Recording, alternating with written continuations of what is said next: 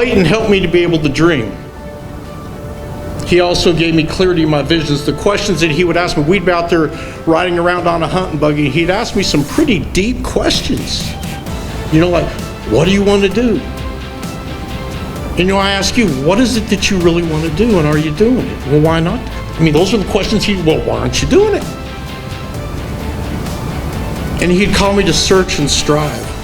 You know, and one thing that Clayton kind of differentiated is that the bottom is always crowded. The bottom of the mountain's always crowded. Clayton and I'd be up on the side of a mountain going kind of sideways in this hunting buggy, and I'd be screaming like a woman. He'd just be laughing. We're about ready to turn over. Clayton asked me, what do you want to do with your life? Well, I don't want to roll down the mountain, but you know what? The bottom's always full of people.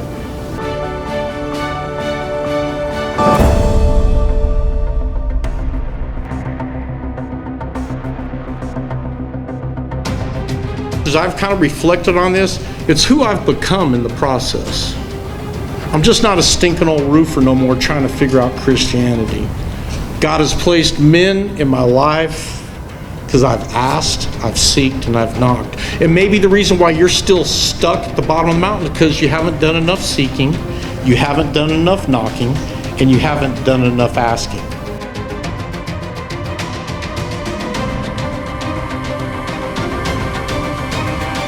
Colorado, the very first time I actually went trout fishing with a guide and actually caught some good-sized trout, I was with my brother Clayton.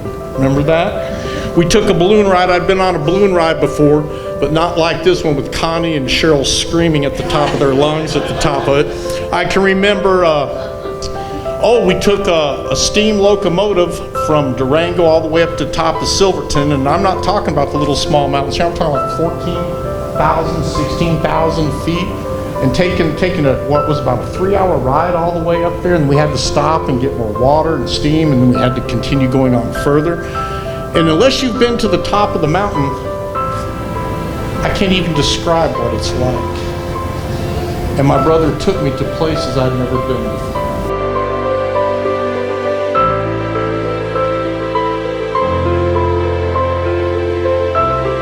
We went to England one time. I remember being at England. We traveled. We'd been up for like 36 hours, or it seemed like, and we got there to England, and I barely laid down, and Clayton's knocking on the door saying, let's go, let's go. And I was like, oh my word, this old guy, golly, you know? And we went to Westminster Abbey. We went to where the Parliament was. We did all these things. We ended up in Stonehenge in an old Roman settlement called Bath. You see, because of the obedience and the goodness and the blessings of God over his life, I never would have experienced those things.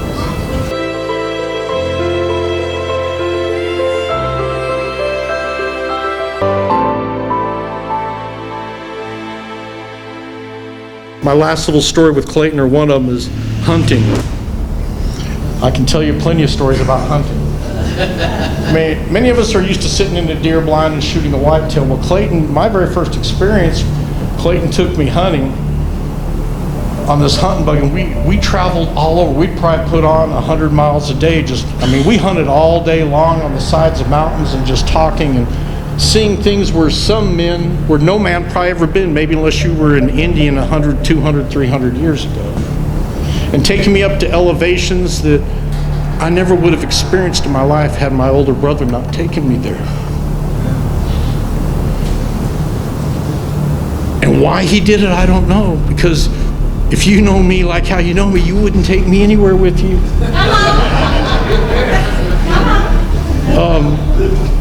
I remember I was with Clayton when I shot my first mule deer. The second mule deer, he dropped me off on the side of the mountain. He says, hey, I'm going to go over there. So after about 10 minutes of trudging down this mountain, Clayton's way over there. I'm going, where is he going? I couldn't yell. He just keeps on going. So I go down this one ravine, up another mountain, and I can't see him anywhere. And I go down another one, all of a sudden a deer pops up, and I shoot the deer. But had he not gone further up ahead to blaze the trail and wait for me, I never would have shot the deer.